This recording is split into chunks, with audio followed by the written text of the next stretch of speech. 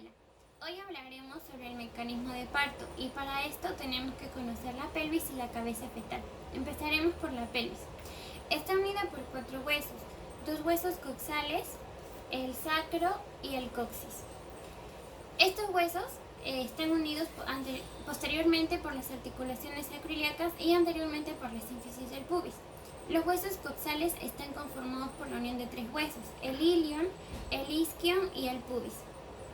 Esta pelvis se va a dividir en pelvis mayor y pelvis menor.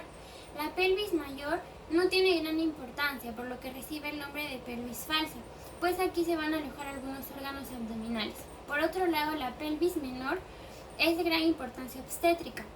¿Por qué? Porque aquí están alojados los genitales internos y además constituye el canal del parto. Estas dos pelvis están separadas por esta línea, que constituye el estrecho superior. La pelvis menor se va a dividir en 3 secciones. La entrada, que es el estrecho superior, la salida, que es el estrecho inferior, y la sección comprendida entre ambos, que es el estrecho medio o la excavación. Estos estrechos tienen diámetros. Empezaremos por el estrecho superior. Está limitado por el promontorio, los alerones del sacro, las líneas innominadas, las ramas horizontales del pubis, las eminencias hilopectíneas y la sínfisis del pubis. En este estrecho superior tenemos 2 diámetros transversos, 2 diámetros oblicuos y 3 diámetros anteroposteriores. En los transversos tenemos al transverso anatómico, que va a unir los 2 puntos más distales de las líneas innominadas y mide 13.5 centímetros. Este transverso anatómico no es útil por su cercanía al promontorio. Luego tenemos al transverso útil, que está en un punto equidistante al promontorio y al pubis, es decir, que está a igual distancia de ambos. Este diámetro transverso útil va a medir 13 centímetros. Luego tenemos a los oblicuos. Son 2, el derecho y el izquierdo, y su nombre va a depender de la eminencia hilopectínea de la que parte. Por ejemplo, el oblicuo derecho va a partir de la eminencia hilopectínea derecha hacia la articulación sacroiliaca izquierda y mide 12 centímetros. Y el oblicuo izquierdo va a partir de la eminencia hilopectínea izquierda hacia la articulación sacroiliaca derecha y es ligeramente más grande que el oblicuo derecho porque mide 12,5 centímetros. Ahora, los diámetros anteroposteriores son aquellos que van del pubis hacia el promontorio. Y en el estrecho superior tenemos 3. El primero es el promonto suprapúbico, que va del borde superior del pubis hacia el promontorio y también es conocido como el conjugado anatómico, que mide 11 centímetros. Luego tenemos el promonto retropubiano, que va del culmen retropubiano hacia el promontorio.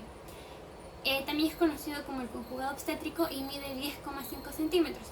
Por último tenemos al promonto subpúbico, que va de la sínfisis del borde inferior del pubis hacia el promontorio y también es conocido como el conjugado diagonal, que mide 12 centímetros. Este conjugado diagonal es el que podemos obtener mediante el tacto vaginal y al restarle 1,5 centímetros obtenemos el conjugado obstétrico. Luego, en el estrecho medio tenemos 2 diámetros importantes, el transverso, que es el bisiático, el que va a unir las 2 espinas ciáticas y mide 11 centímetros, y el sacropúbico, que va desde el sacro hasta el pubis y mide 12 centímetros.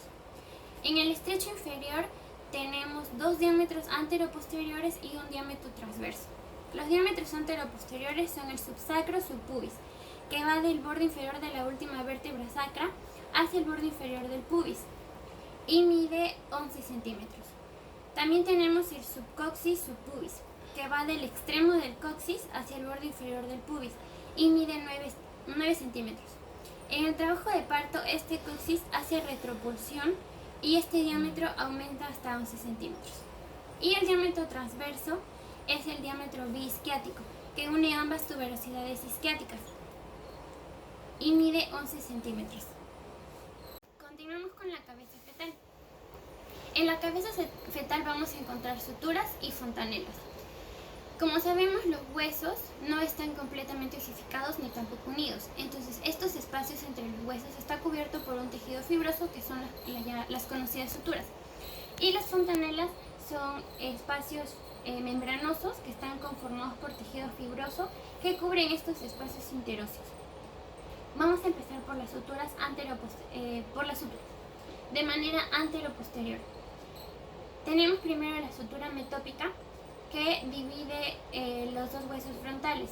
Tenemos la sutura coronaria, que va a dividir los huesos frontales de los huesos parietales.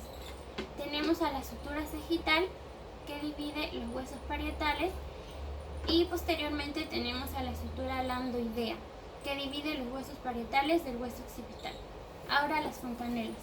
Principalmente tenemos dos en la cabeza: la fontanela mayor, anterior o bregmática, que tiene una forma romboidea y está compuesta por la unión de 4 suturas. Y la fontanela posterior, menor o lambdoidea, que está compuesta por la unión de 3 suturas. Según la definición del Schwartz, esta fontanela posterior no debería considerarse como fontanela, pues no está compuesta por espacio fibroso, por tejido fibroso, perdón. Pero se considera como tal, pues está conformado por la unión de 3 suturas. Ahora pasaremos a explicar los diámetros de la cabeza fetal. Empezaremos por los anteroposteriores. Tenemos, antes de explicar los diámetros, hay 2 puntos principales que tenemos que saber de la cabeza: el occipucio y el sincipucio. El occipucio es el punto en el que se une el hueso occipital con la primera vértebra de la columna. Y el sincipucio es el punto medio de la sutura sagital. Ahora sí veremos los diámetros. Primero tenemos el diámetro suboccipito-bregmático, que va desde el occipucio hasta el punto medio de la fontanela bregmática y mide 9,5 centímetros. También tenemos el submento bregmático, que va de la unión del submentón con el cuello hacia el punto medio de la fontanela bregmática y también mide 9,5 centímetros. Luego tenemos el suboccipito frontal, que va desde el occipucio hasta el punto más sobresaliente de la frente y este mide 10,5 centímetros. Luego tenemos el occipito frontal, que va desde la parte más distal del hueso occipital hacia la glabela o raíz de la nariz y mide 12 centímetros.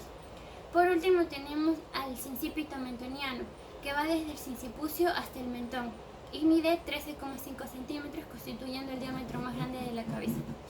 Continuamos con los diámetros transversos de la cabeza fetal. Tenemos el diámetro biparietal, que une las dos eminencias parietales y mide 9,5 centímetros. Luego el diámetro bitemporal, que va a unir los extremos más distales de las ramas de la sutura coronaria y mide 8 centímetros. En cuanto al cuerpo fetal, tenemos 2 diámetros importantes: el diámetro biacromial, que es el transverso más largo de los hombros, que va a medir 12 centímetros, y el diámetro vitrocanterio, que es el diámetro transverso más largo de las caderas, que mide 9,5 centímetros. Continuamos con el mecanismo de parto, que son aquellos procedimientos y movimientos que debe realizar el feto para poder atravesar el canal del parto. Se divide en 6 fases o etapas que las vamos a recordar con la mnemotecnia de Adreri. A, de acomodación, adaptación y orientación al estrecho superior. D, de descenso y encaje. R, de rotación interna y adaptación al estrecho inferior. E, de extensión y desprendimiento de la cabeza fetal. R, de rotación externa de la cabeza fetal. Y la última E, expulsión del resto del cuerpo. Empezaremos con la primera fase.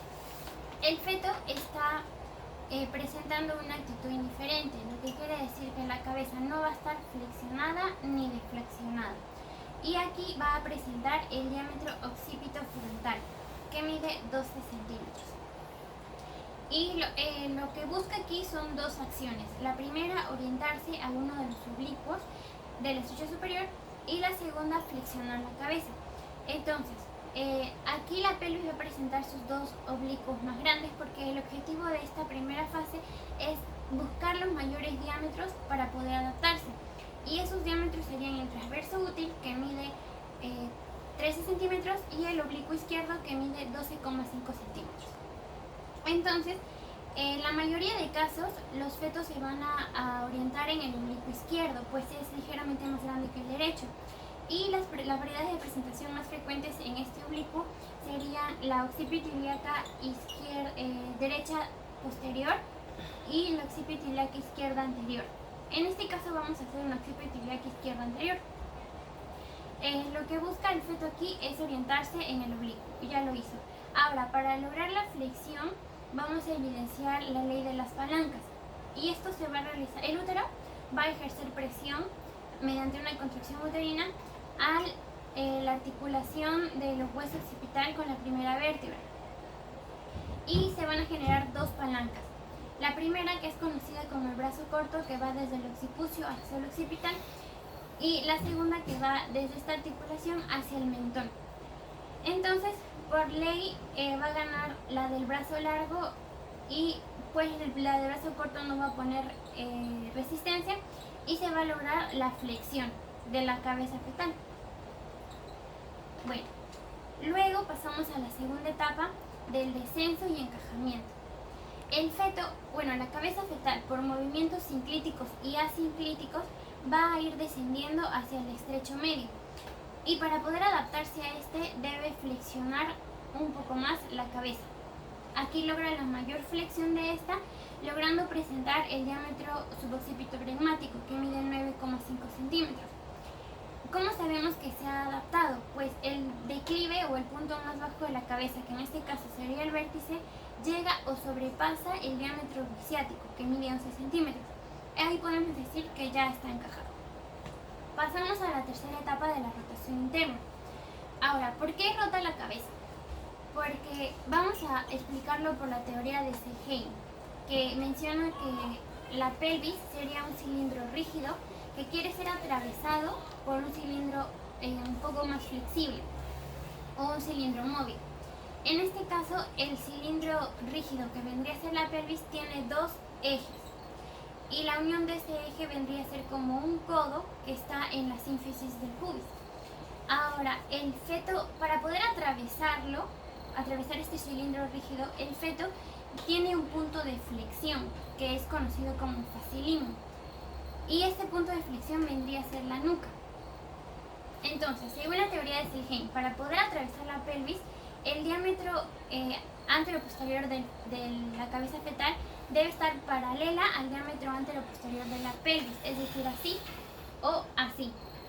Pero como el punto de flexión o facilimo es la nuca, este debe apoyarse en el punto de unión de ambos ejes de la pelvis, que es la sínfisis del pubis. Es por eso que el feto realiza, como está en occipito ilíaca izquierda anterior, debe realizar una rotación de 45 grados para orientarse en occipito púbica. Aquí pasamos a la siguiente fase, que es la extensión y desprendimiento de la cabeza. El occipucio va a estar pegado al pubis, y la cara va a recorrer todo el sacro, toda la concavidad del sacro. En este movimiento va a realizar lo que es la deflexión de la cabeza y el desprendimiento de esta. Luego pasamos a la siguiente etapa, que es la rotación externa.